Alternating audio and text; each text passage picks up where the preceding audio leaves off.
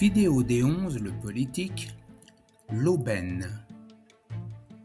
Nous allons parler ici de l'économie interne du club. Rappelez-vous, nous sommes uniquement dans l'espace du football amateur. Dans l'idée d'économie, il n'y a pas que l'argent ou le bilan financier. Il existe au sein du club un fond, guère abordé dans les débats. C'est le facteur humain. Valorisé parfois dans les bilans, donc ayant une valeur, il s'agit du travail éducatif individualisé réalisé par les éducateurs sportifs, mais aussi par les responsables techniques. Cette valeur, nous l'appelons l'aubaine. L'aubaine, c'est le bénéfice tiré de l'ensemble des interventions éducatives auprès des jeunes qui sont confiés au club. L'aubaine est incalculable. Elle ne peut être chiffrée et son évaluation est subjective. C'est un nuage de bienfaits à l'attention des enfants et des parents, mais aussi à l'attention des municipalités dans lesquelles ces familles vivent. Incalculable sous-tend que cette valorisation ne peut recevoir de rémunération ou honneur normalisée dans une échelle. L'aubaine est une résultante d'un travail collectif issu de l'organisation générale d'un club et non d'une relation éducative individualisée comme l'est le préceptorat.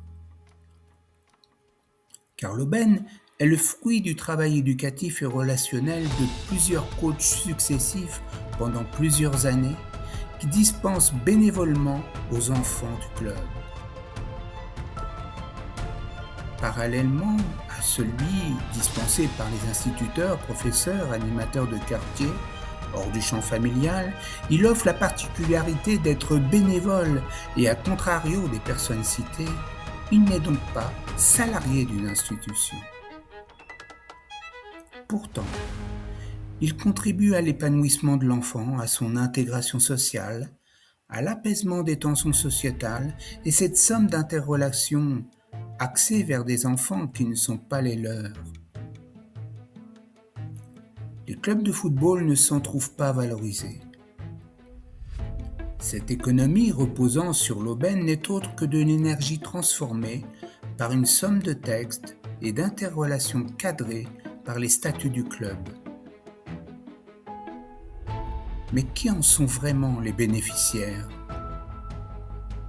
Les jeunes joueurs, évidemment, qui sans le savoir très bien profitent de cette aubaine de progression personnelle, en qualité et en technique, pour se l'attribuer en l'attachant uniquement à leur propre et unique qualité personnelle. Les parents de ces joueurs, évidemment, propriétaires d'un bien, qu'ils s'attachent à éduquer et grandir le plus harmonieusement possible pour la plupart, mais aussi le plus gratifiant pour nombre d'entre eux, quand leur progéniture devient l'objet de projets. Ceux-là se moquent bien de l'aubaine. Ils se situent dans une démarche de consommation. L'appareillage du club n'a servi que de tremplin ou d'étape pour une vague et incertain projet de gloire. Tirer un bénéfice personnel de l'aubaine pour se vendre mieux sur le marché des clubs peut se qualifier de vol de l'énergie. Alors que pourrait-on mettre en œuvre pour éviter ou atténuer les tensions, découragements liés à la perte du potentiel créé par l'aubaine ? Il s'agit de faire en sorte que chaque club redevienne souverain en énergie et contrôle les frontières de ses équipes. Mais quels sont les buts recherchés ?